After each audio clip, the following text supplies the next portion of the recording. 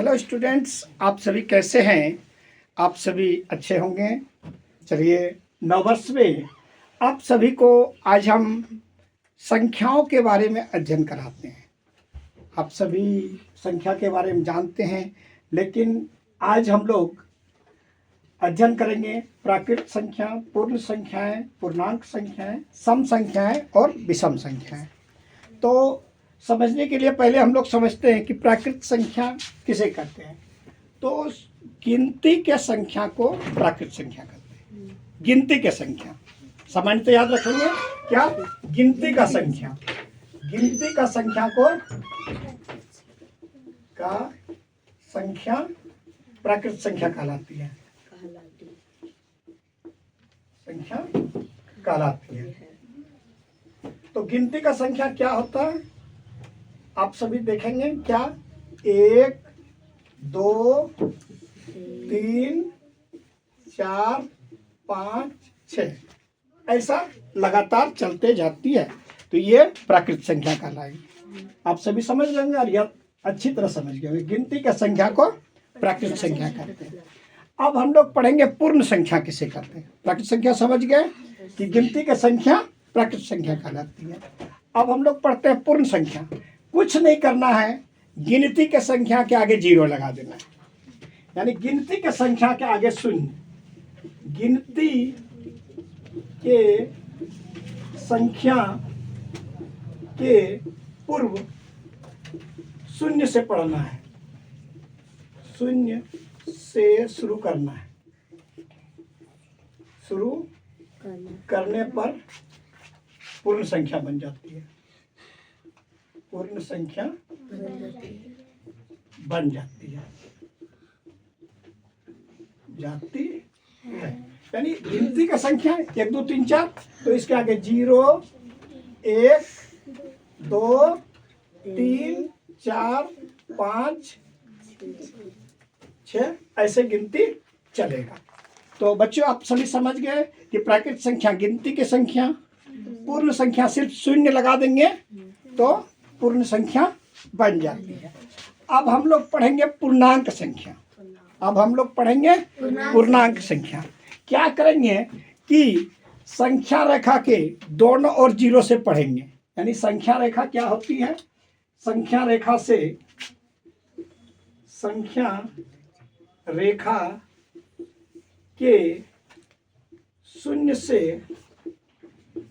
ऋणात्मक तथा धनात्मक, धनात्मक, ऋणात्मक तथा धनात्मक दोनों ओर अध्ययन करेंगे। दोनों ओर लेने पर पूर्णांक संख्या बन जाती है। पूर्णांक संख्या बनती है। संख्या बन जाती है। यानी कि क्या करते हैं, इसको ले लेते हैं प्लस माइनस 0, नहीं 0 प्लस माइनस नहीं लगेगा, प्लस माइनस यहाँ से लगेगा। Plus minus 1, plus minus 2, plus minus 3, plus minus 4 ऐसा अध्ययन करेंगे। तो यानी संख्या रेखा को अगर दिखाने के लिए हम लोग यहाँ दिखाएंगे, ये हो गया आपका 0, ये हो गया 1, ये हो गया 2, ये 3, ये 4, ये 5। तो ये इधर -1, -2, -3, -4। तो ये क्या हो गया? पूर्णांक संख्या। बच्चे समझ गए होंगे, कोई दिक्कत नहीं। यानी गिनती की संख्या प्राकृत संख्या, 0 से शुरू करेंगे तो पूर्ण संख्या, और 0 के दोनों ओर चलेंगे, इधर चले और इधर चले तो पूर्णांक संख्या। कोई दिक्कत नहीं। आज आसान से पढ़ा रहे हैं। अब हम लोग पढ़ते हैं सम संख्या। जो संख्याएं 2 से विभाजित हो जाए या जो संख्याएं आधा किया जा सके, जितनी संख्याएं आधा हो सकती है वे सभी सम संख्याएं हैं। जैसे 2, 4, 6, 8। बुझ गया? यानी जितनी संख्याएं, जो संख्याएं आधा की जा सकती हैं, आधा किया जा सकता है, जा सकता है उसे सम संख्या कहते हैं। क्या कहेंगे? सम संख्या कहेंगे, संख्या कहते हैं। जैसे हम लोग लेते हैं, क्या लेंगे? जैसे 2, 2 का आधा 1, 4, 4 का आधा 2, 6, 6 का आधा 3, 8, 8 का आधा 4। यानी जितनी संख्या आधा कर सकते हो वो सम संख्या होगी। बिल्कुल आज अलग अंदाज में बता रहे हैं, याद हो गया होगा आप लोग को कि जो संख्या आधा कर सकेंगे उसे सम संख्या। इसे डैश डैश कर देते। अब आती है विषम संख्या। अब आती है विषम संख्या। एक नियम तो हम ये भी अपनाएंगे, जो संख्याएं सम को संख्या को छोड़ करके जितनी संख्याएं बचती है वो विषम संख्या। एकदम आसान होगा पढ़ने में। क्या करते हैं?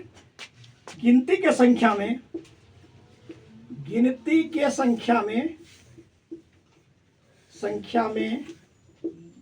सम संख्या को छोड़कर